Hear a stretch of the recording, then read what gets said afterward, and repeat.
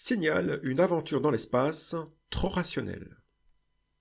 En 1968 sort dans les salles 2001 l'Odyssée de l'espace, un film épique doté pour l'époque d'effets spéciaux impressionnants et d'une mise en scène inhabituelle. Signal, une aventure dans l'espace est tout simplement la réponse est-allemande au film de Stanley Kubrick, égalant le classique de la science-fiction dans plusieurs domaines et pas seulement en se révélant monumentalement ennuyeux. Toutefois, Signal, une aventure dans l'espace ressemble finalement beaucoup plus à un autre modèle de la SF américaine. En effet, l'agencement de la salle de pilotage s'avère très proche de celui conçu pour l'Enterprise de la série Star Trek. Par ailleurs, l'équipage qui prend place dans les fauteuils se révèle également composé de personnes issues de différentes origines. Sauf que pour respecter le sacro-saint réalisme exigé par les auteurs de Signal, l'ascendance des héros du film est-allemand est exclusivement terrestre. Au final, si Stanley Kubrick évoque des thématiques importantes comme l'évolution humaine dans son chef-d'œuvre et que Star Trek met en avant l'exploration et la découverte, Signal, pour sa part, s'affaire à dépeindre mollement le quotidien routinier sévissant dans une station spatiale.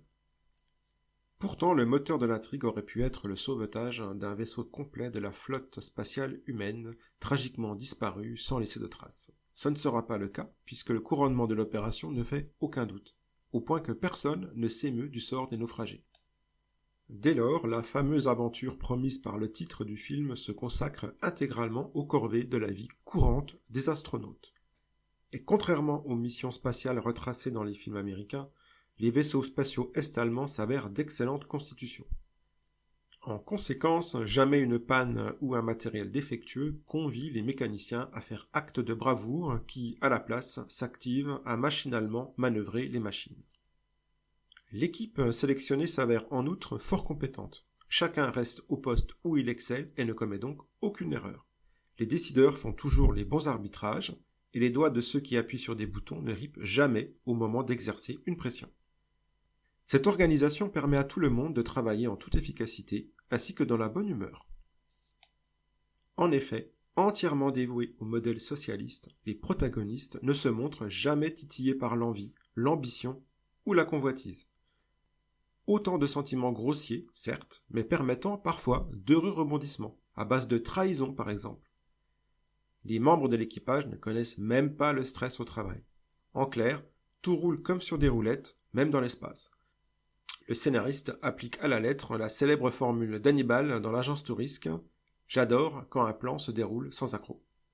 Sauf que la réplique est évidemment à prendre au second degré.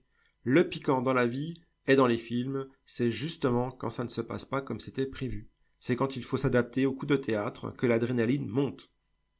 Il faut alors agir en conséquence, prouver ses capacités d'adaptation. Malheureusement, l'imprévu n'est visiblement pas envisageable dans une société centralisée et organisée comme celle de la RDA, à l'origine de Signal, une aventure dans l'espace. En vrai, on aimerait tant que la jolie Rowena fasse du gringue à son supérieur pour monter dans la hiérarchie, que Pavel manigance pour prendre la place de son commandant, que l'on découvre que Terry est en réalité un espion prêt à saboter la mission pour la grandeur du capitalisme. Mais non, rien de tout ça dans Signal, une aventure dans l'espace.